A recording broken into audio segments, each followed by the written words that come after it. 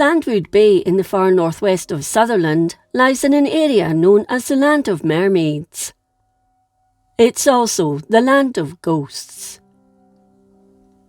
One late summer afternoon, a man and his son set out from nearby Old Shore Moor with their horse to collect driftwood from the beach at Sandwood. When they arrived, the beach was deserted, but it was becoming dark. The little horse suddenly became restless, and out of nowhere a sailor appeared, dressed in full uniform.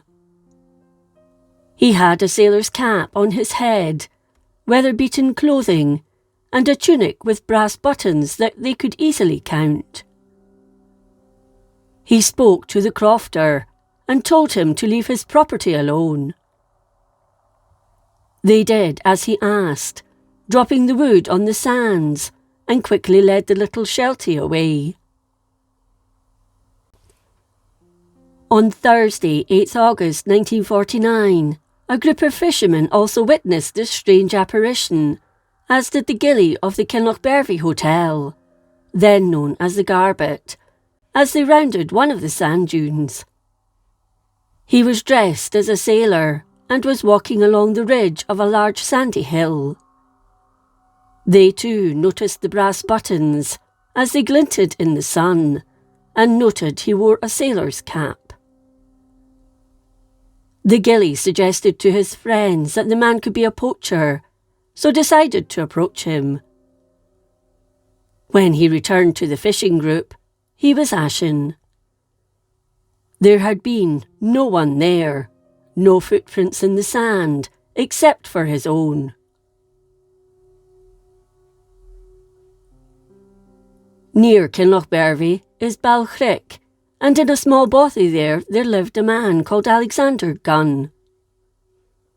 Sandy, as he was known, boasted that he'd never had a bath in his life and was a great storyteller. He was a shepherd who knew the area well. He died at midnight one day in December 1944 at his little house.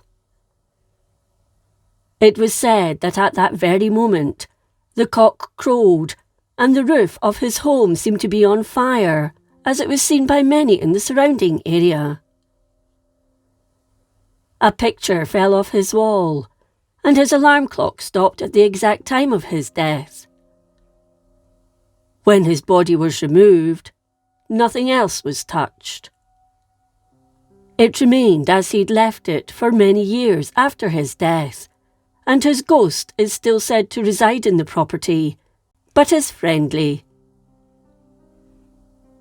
Many years before he died, he recounted a story when one of his sheep went missing at Sandwood Bay, and he, George Mackay, and William MacLeod of Balchrick went looking for it.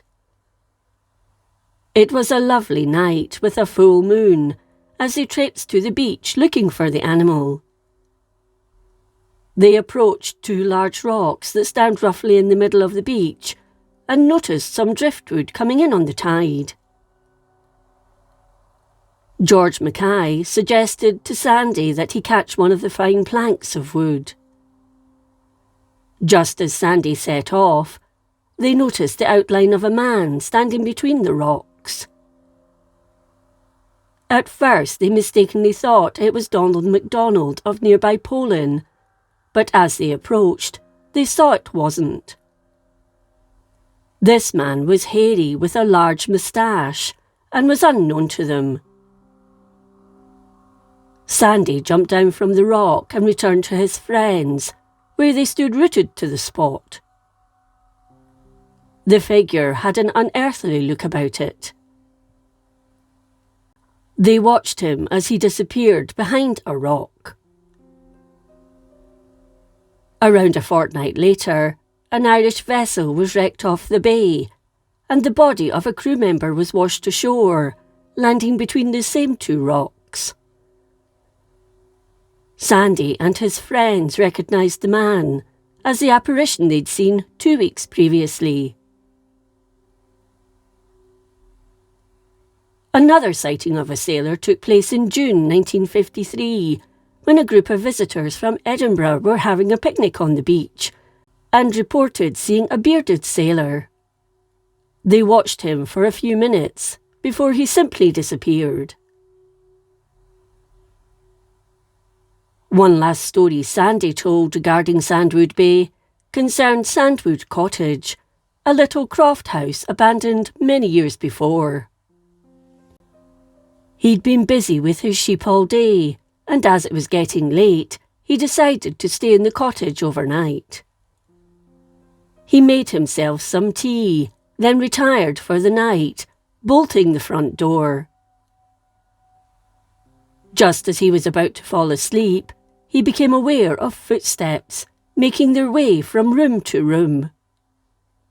He got up, dressed, and with his candle in his hand, went downstairs.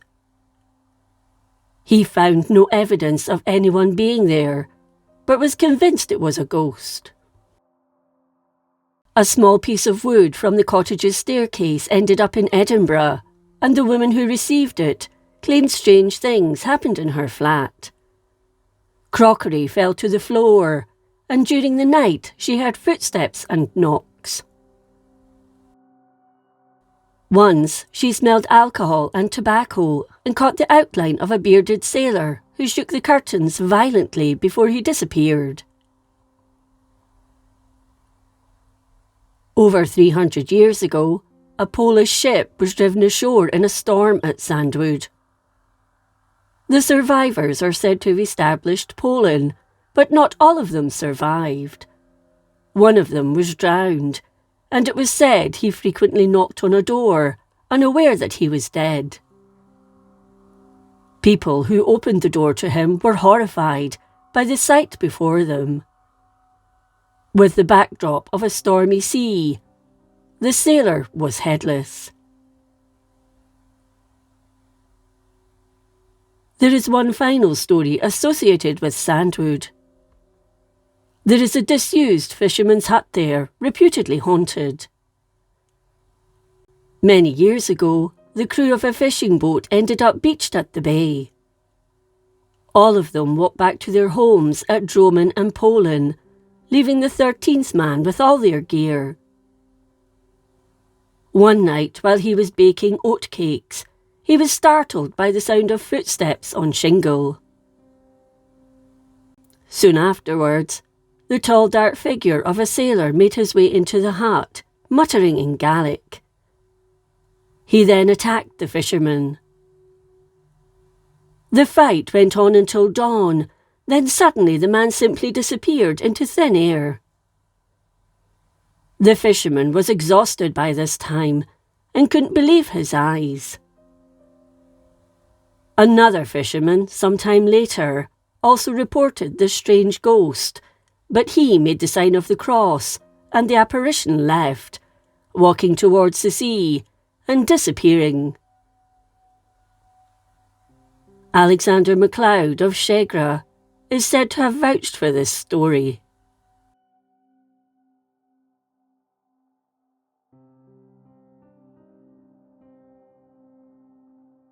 If you enjoyed this episode of Scotland's History, please like, comment and subscribe. Until next time, thank you for watching.